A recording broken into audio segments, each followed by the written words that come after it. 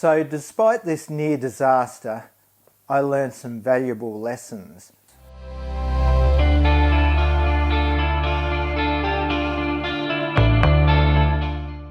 Have you been asked by somebody to shoot their event and they've offered to pay you money for it? In this video, I talk about how I prepared for my first paid event photography shoot in 4 years. I'll be covering topics such as how to respond to the request from a client who has asked for your paid photography services and photo editing services. I asked questions so I could clearly understand the expectations of the client and judge for myself whether I am ready or skillful enough to exceed those expectations. I talk about what price I gave the client. I also talk about the equipment that I needed in order to carry out the job to its fullest potential. I then talk about how to avoid the disaster that I almost had. Hi everyone, my name is Andrew Balcom. I'm an Australian photographer based in the Netherlands in Western Europe, and I've been doing stock photography or micro stock photography and uploading my photos and videos to the stock agencies for about 7 years. During that time, I've also done video TV work for a small studio in The Hague, and I've also done editorial magazine work. When it comes to event photography though, I'm not that experienced. I've done a couple of wedding shoots, a very busy christening for a baby, and I've also done a event photography shoot which was 4 years ago, and that was my last event photography shoot 4 years ago, so I was a little bit rusty when I got this request. So I, out of the blue, got this email from a colleague of mine who is a member of a women's club here in the Netherlands, and she asked me if I could shoot an event in the east of the country that would take the entire day. Now the event would be made up of people speaking to the audience from behind a podium on a stage. There would also be question and answer sessions where the speaker interacts with the audience. There would be also a TV crew there doing interviews and filming of the event and talking to some pretty famous people who were at the event. After the formal talking sessions were over, there would be finger food and an informal drinks session where I would have to do some kind of photojournalistic shots of people interacting with each other and asking individuals and groups if they would like their portraits taken. So it was a pretty encompassing list of requirements that my colleague had for this day's shooting. Luckily in the email she was pretty clear in her answers to my questions about what exactly she needed. So before I answered her email to say whether I could do it or not, I had to ask myself the critical question and be very honest with myself and ask, am I ready to do this? Mentally, experience-wise, and skills-wise. If there was any doubt in my mind, then the smart thing to do would say, I can shoot it, but I don't feel my skill levels are high enough to be paid for this job. And I'll shoot the job, and if you think it's worth being paid for, then it's up to you. Or the second choice is saying, I really don't think I'm good enough to shoot this job yet. Whether your experience isn't there, or your skills, your motivation, or your confidence level. Now, after 7 years of stock photography and shooting 2 weddings, a christening, and another event, I felt that I had the right experience and skills. I knew I was lacking a bit on the experience side because I was so rusty. The last time I shot was 4 years ago. But during the wedding shoots, I made a lot of mistakes, and I really intensively reviewed what I did wrong when I made those mistakes. And I resolved that I would not make those mistakes again. So despite reservations, I felt in my heart that I was ready to shoot my colleague's event. The other reason why I was ready was because I had shot this event in a different part of the Netherlands 4 years earlier, and that shoot had gone well, and I had a good feeling of what the event required and what kind of photos would be needed. So I answered the email and said yes, I could do it. But before I did that, I had to ask myself, what kind of price do I give her? So it would take an entire day to actually shoot the event, including driving there and driving back and parking. 4 years ago, I charged her around 300 euros to shoot the event. But I felt that in the time that had passed, due to my increased experience and skills, and also things like inflation, that I would be justified charging a higher price than what I charged 4 years ago. But I didn't know exactly what was the sweet spot for that price, considering my skills and experience. And I didn't want to make a mistake by being too high or too low.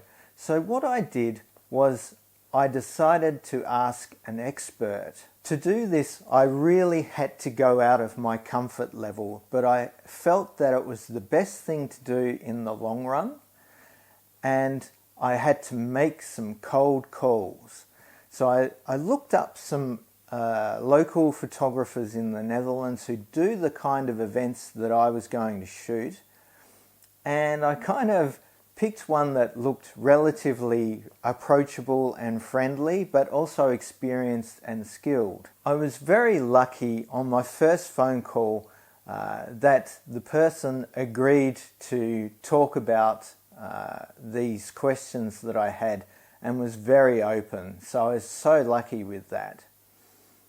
And I gave them the price that I was going to charge just for making the photos and the day of editing afterwards, and I said 550 euros, and the photographer said yes, considering that you haven't shot an event for 4 years, but you do have fairly good photo experience. I think that is a good price.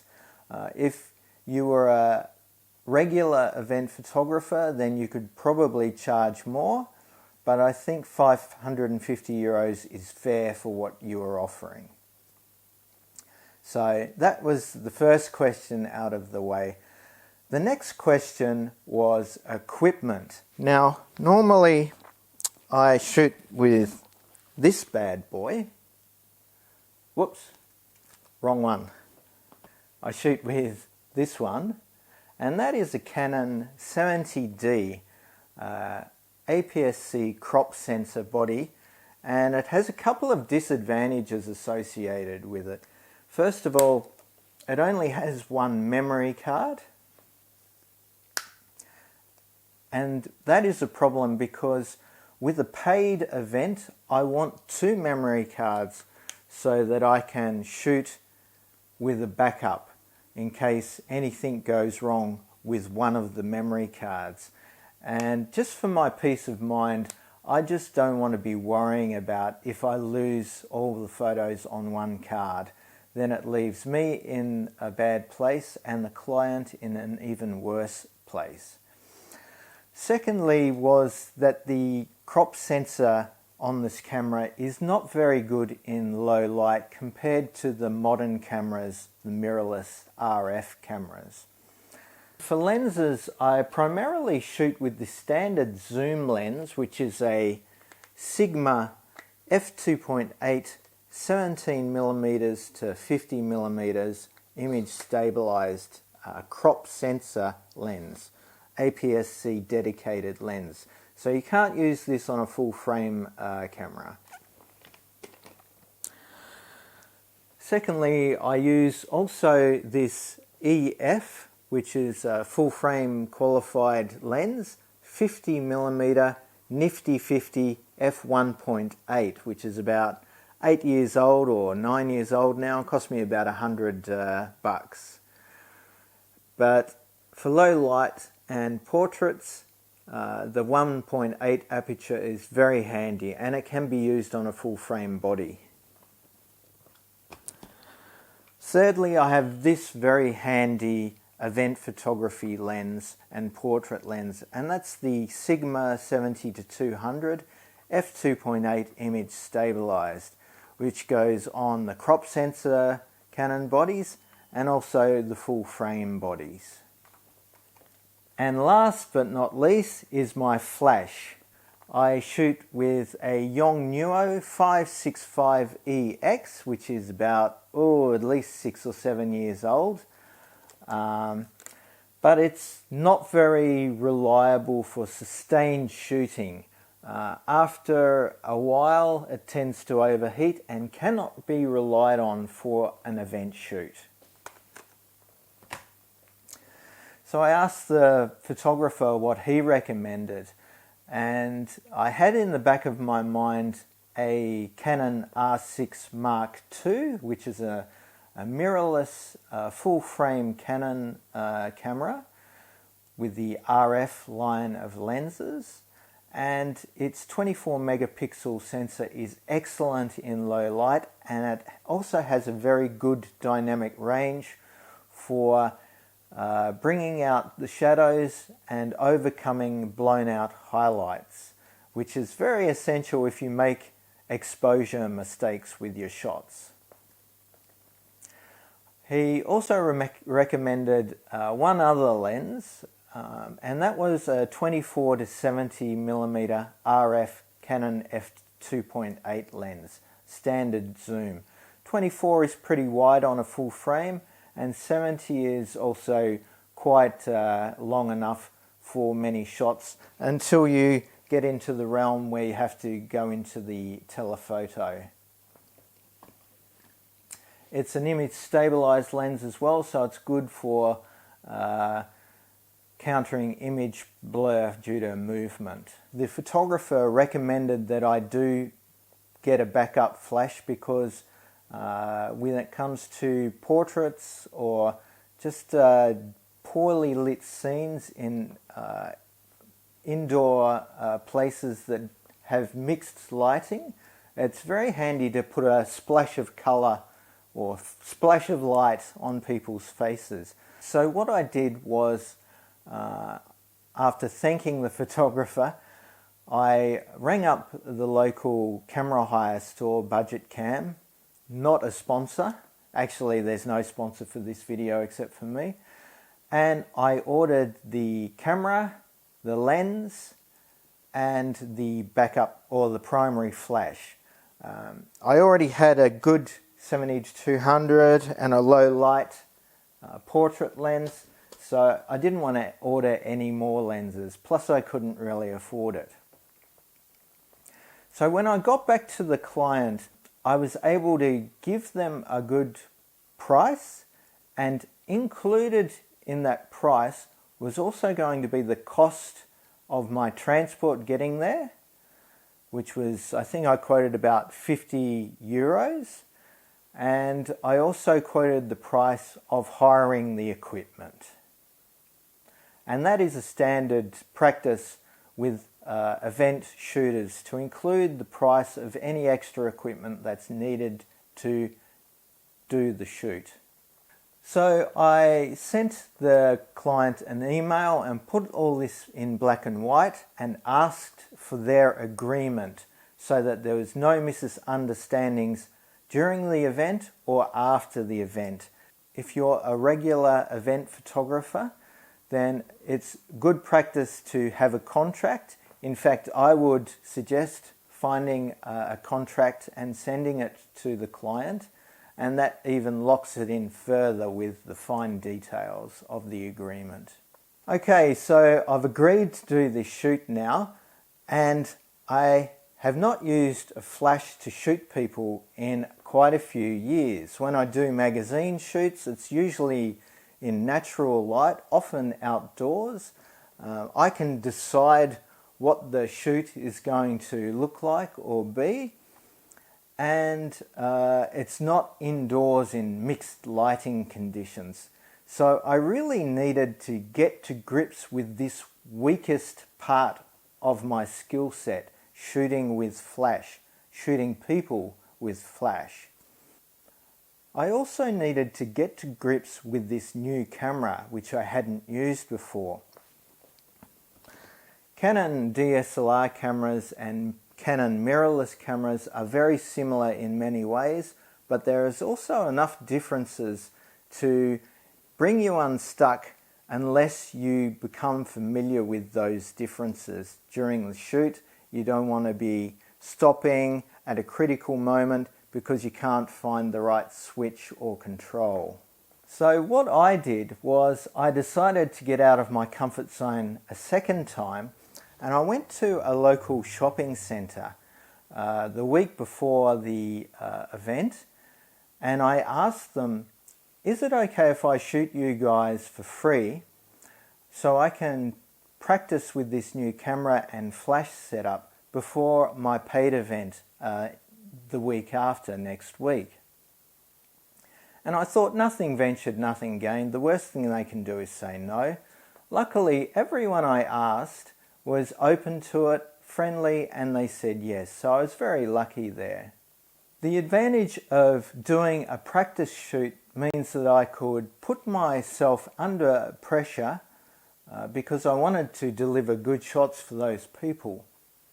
But it wouldn't be so much pressure that I wasn't afraid of making mistakes, because they weren't paying me for these photos. They were going to get them for free anyway. So the level of stress and pressure was lower, giving me more space and time to familiarise with the camera and the flash and the settings. Okay, so a few days before the event, I'm out in the outdoor gym. A day before, I'd bent down very low to take a photo of a mushroom while I was walking in a nature area, and I felt a twinge in my knee, but I walked it off, and a day or two after that, I was in an outdoor gym, and I moved slightly to the left or the right, and I felt this pain in my knee, and something went click. And I thought, oh God, this is not good. And the next day, my knee was blown up, swollen even more, but this time it was totally locked and I could barely move it. So I rang up the client. She said, it looks like I'm going to have to shoot the event myself. And I thought, well, this is a total disaster. I've let the client down at the last moment. My knee is destroyed. The photos from the event are probably going to look like rubbish on the club's website. No fault of my client, but she's not a practicing photographer, so it was quite a disaster. I said, well, maybe I can take some painkillers and just push through. I didn't want to do that because I knew that would make my knee worse. I knew that if I didn't look after the knee, I could be flat on my back and on crutches for another 2 months. So that night, I lay in bed thinking, how am I going to get out of this mess? You know, it was a mess that was not in my control, but it still made me feel bad. Bad for the client and bad for myself. At 3 o'clock in the morning, yes, it was bothering me a lot. I came up with the idea that, or the solution that could get me out of this hole that I have found myself in. And that was, ring up the photographer that I'd talked to earlier and ask them if I could do it. So I got on the phone the next morning and I rang the photographer and I asked, are you available this weekend to do the event shoot for this much money? And miraculously the photographer said, yes, I can do it. It was a huge weight lifted off my shoulders. I got on the phone to my client and I said, I've got good news, I've got bad news. The bad news is I can't do it, but the good news is I have someone who can shoot your event for the same price and they can stay as long as you want. So the next few hours was taken up with me putting the client and the photographer in contact with each other. After they had spoken with each other, I rang them up individually and asked them if they were happy and if everything was clear with what they had to do and if there's anything else I can do to help. So the day came and the event was shot by the photographer and I rang him up thanking him for getting me out of the difficult situation. And I also asked him questions about how he shot the event, how did it go with the flash, and he said that he actually used a Godox flash with a round head, which gives a better pattern of light when it comes to taking portraits of people. I also asked the photographer cheekily to send me some of the photos that he took so I could get an idea of what kind of lenses he used. Turns out it was a wide angle 15 to 35 lens, which he used quite a lot. He also used the 70 to 200 with the speaking shots behind the podium, and he also used the standard wide angle, but often he would just go from 15 to 35 to do portraits of groups and things. So I was able to get an idea of what kind of equipment he used, his style of photography for capturing different scenarios, and the client was happy as well, and she said that in the next event, which takes place in March, she's happy to ask me to do that event. She has enough confidence in me that I won't let her down and will be able to deliver photos for her next club's event. So, disaster avoided. So despite this near disaster, I learned some valuable lessons. I learned how to break through my comfort zone to prepare for an event shoot where I knew that there were some weaknesses with my skill set, how to price, what equipment I need to carry out that shoot, and what kind of mental place I need to be in order to deliver beyond the expectations of the client. Well, I hope this has been helpful to you. If it was, please feel free to give it a like, and I will see you in the next video. Bye. You make me feel